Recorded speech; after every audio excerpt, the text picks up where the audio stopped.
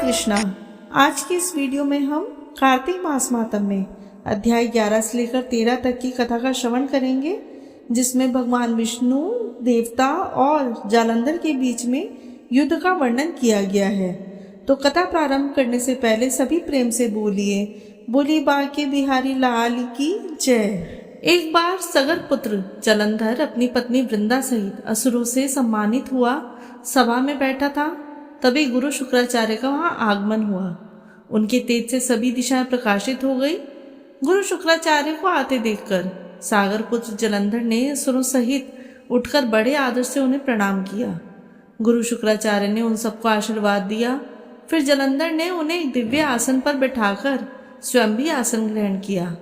फिर सागर पुत्र जालंधर ने उनसे विनम्रता पूर्वक पूछा, हे गुरु जी, आप हमें यह बताने का कृपा करें कि राहु का सर किसने काटा था। इस पर दैत्य शुक्राचार्य ने विरोचन पुत्र हिरण्यकशिपु और उसके धर्मात्मा पौत्र का परिचय देकर देवताओं और असुरों द्वारा समुद्र मंथन की कथा संक्षेप में सुनाते हुए बताया कि जब समुद्र से अमृत निकला तो उस समय देव रूप बनाकर राहु भी पीने बैठ गया। इस पर इंद्र के पक्षपाती भगवान विष्णु ने राहु का सिर काट डाला। अपने गुरु के मुख से इस प्रकार के वचन सुनकर जालंधर के क्रोध की सीमा न रही। उसके नेत्र लाल हो गए और फिर उसने अपने धस्मर नामक दूत को बुलाया और उसे शुक्राचार्य द्वारा सुनाया गया वृत्तांत सुनाया। तत्पश्चात उसने धस्मर को आज्ञा दी कि तुम शीघ्र ही इंद्रपुरी में जाकर इंद्र को मेरी शरण में ले आओ। धस्मर जालंधर का बहुत आज्ञाकारी एवं निपुण दूत था। वह जल्द ही इंद्र की सुधर्मा नामक सभा में जा पहुंचा और जालंधर के शब्दों में इंद्र से बोला, हे देवता धाम, तुमने समुद्र का मंथन क्यों किया और मेरे पिता के समस्त रत्नों को क्यों ले लिया? ऐसा करके तुमने अच्छा नहीं किया। यदि तू भला अपना चाहता है तो उन सब रत्नों और देवताओं सहित मेरी शरण में आ जा, अन्यथा मैं तेरे राज्य का ध्वंस कर दूंगा। इसमें कुछ भी मिथ्या नहीं है। इंद्र बहुत विस्मित हुआ और कहने लगा, पहले मेरे भय से सागर ने सब पर्वतों को अपनी कुक्षी में क्यों स्थान दिया और उसने मेरे शत्रु दैत्यों की रक्षा क्यों की? इसी कारण मैंने उसके सब रत्न हरण कर लिए। मेरा द्रोही सुखी नहीं रह सकता, इसमें संदेह नहीं है। इंद्र की ऐसी बातें सुनकर वह दूत शीघ्र ही जालंधर के पास आया और वह सब बातें क्या सुनाई। उसे सुनते ही वह दैत्य मारे क्रोध के अपने होठ फड़फड़ाने लगा और देवताओं पर विजय प्राप्त करने के लिए उसने उद्योग आरंभ कर दिया। फिर तो सब दिशाओं पाताल से करोड़ों करोड़ों दैत्य उसके पास आने लगे। शुंभ निशुंभ आदि करोड़ों सेनापतियों के साथ जालंधर इंद्र से युद्ध करने लगा।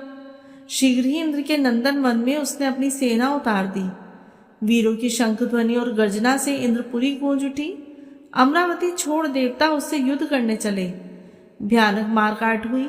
असुरों के पुत्र आचार्य शुक्र अपनी मृत संजीवनी विद्या से और देवगुरु बृहस्पति द्रोणागिरी से औषधि लाकर जिलाते रहे। इस पर जालंधर ने क्रुद्ध होकर कहा कि मेरे हाथ से मरे हुए देवता जी कैसे जाते हैं? जिलाने वाली विद्या तो आपके पास है। तत्पश्चात यह सागर पुत्र युद्धभूमि में आकर बड़े तीव्र गति से देवताओं का संहार करने लगा। जब द्रोणाचार्य जी औषधि लेने गए तो द्रोणाचार्य को उखड़ा हुआ शून्य पाया। वह भयभीत हो देवताओं के पास आए और कहा कि तुम युद्ध बंद करो, जालंधर को अब नहीं जीत सकोगे। पहले इंद्र ने शिवजी का अपमान किया था। यह सुन सेवता युद्ध में जय की आशा त्याग कर इधर उधर भाग गए। सिंधु सुत निर्भय हो अमरावती में घुस गया और इंद्र आदि सब देवताओं ने गुफाओं में शरण ली। नारद जी ने कहा, तब इंद्र आदि देवता वहां से भय कंपित होकर भागते भागते वैकुंठ में विष्णु जी के पास पहुंचे। देवताओं ने अपनी रक्षा के लिए उनकी स्तुति की। देवताओं की उस दीन वाणी को सुनकर करुणा सागर भगवान विष्णु ने उनसे कहा कि हे देवताओं, तुम भय को त्याग दो, मैं युद्ध में शीघ्र ही जालंधर को देखूंगा। ऐसा कहते ही भगवान गरुड़ पर जा बैठे। तब सुनंद्र तन्या लक्ष्मी जी ने कहा, हे नाथ, यदि मैं सर्वदा आपकी प्रिया और भक्ता हूँ तो मेरा भाई आप द्वारा युद्ध में नहीं मारा जाना चाहिए। इस पर विष्णु जी ने कहा, अच्छा, यदि तुम्हारी ऐसी प्रीति है तो मैं उसे अपने हाथों से नहीं मारूंगा, परंतु युद्ध में अवश्य जाऊंगा, क्योंकि देवताओं ने मेरी बड़ी स्तुति की है। ऐसा कि भगवान विष्णु युद्ध के उस स्थान में जा पहुंचे जहाँ जालंधर विद्यमान थे। जालंधर और विष्णु का घोर युद्ध हुआ। विष्णु के तेज से कंपित देवता सिंहनाद करने लगे। फिर तो अरुण के अनुज गरुड़ के पंखों की प्रबल वायु से पीड़ित हो दैत्य इस प्रकार घूमने लगे जैसे आंधी से बादल आकाश में घूमते हैं। तब अपने वीर दैत्यों को पीड़ित होते देखकर जलंधर ने क्रुद्ध हो विष्णु जी को उद्धत वचन कहकर उन पर कठोर आक्रमण कर दिया। दोनों ओर से गदाओं, बाणों और शूलों आदि का भीषण प्रहार हुआ। दैत्यों के तीक्ष्ण प्रहारों से व्याकुल देवता इधर उधर भागने लगे। तब देवताओं को इस प्रकार भयभीत हुआ देख गरुड़ पर चढ़े भगवान युद्ध में आगे बढ़े और उन्होंने अपना सारंग नामक धनुष उठाकर बड़े जोर का टंकार किया। त्रिलोकी शाब्दित हो गई। पलमात्र में भगवान ने हजारों दैत्यों के सिरों को काट गिराया। फिर तो विष्णु और जलंधर का महासंग्राम हुआ। बाणों से आकाश भर गया। लोग आश्चर्य करने लगे। भगवान विष्णु ने बाणों के वेग से उस दैत्य की ध्वजा, छत्र और धनुष बाण काट डाले। इससे व्यतीत हो उसने अपनी गदा उठाकर गरुड़ के मस्तक पर दे मारी।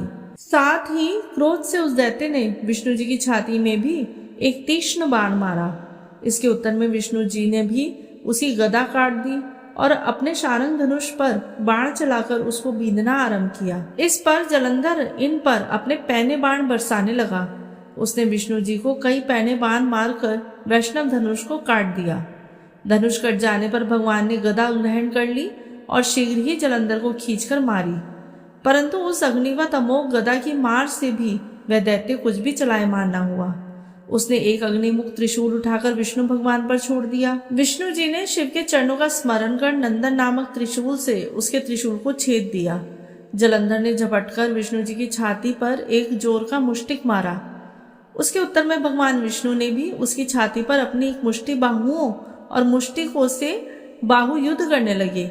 कितनी ही देर तक भगवान उसके साथ युद्ध करते रहे। तब सर्वश्रेष्ठ मायावी भगवान उस दैत्यराज से मेघवाणी में बोले, रे रण दुर्मुद दैत्य दृष्ट, तू धन्य है जो इस महायुद्ध में इतने बड़े बड़े आयुधों से भी भयभीत नहीं हुआ। तेरे इस युद्ध में मैं प्रसन्न हूँ, तू चाहे जो वर मांग ले। मायावी विष्णु की ऐसी वाणी सुनकर जलंधर ने कहा, हे भावुक, यदि आप मुझ पर प्रसन्न हो तो यह वर दीजिए, क्या मेरी बहन तथा अपने सारे कुटुंबियों सहित मेरे घर पर निवास करे। नारद जी बोले। उसके ऐसे वचन सुनकर विष्णु जी को खेद तो हुआ, किंतु उसी क्षण देवेश ने तथास्तु कह दिया। अब विष्णु जी भी सब देवताओं के साथ जलंधरपुर में जाकर निवास करने लगे। जलंधर अपनी बहन लक्ष्मी और देवताओं सहित विष्णु को वहां पाकर बड़ा प्रसन्न हुआ। फिर तो देवताओं के पास जो भी रत्न आदि से है सबको ले जलंधर पृथ्वी पर आया।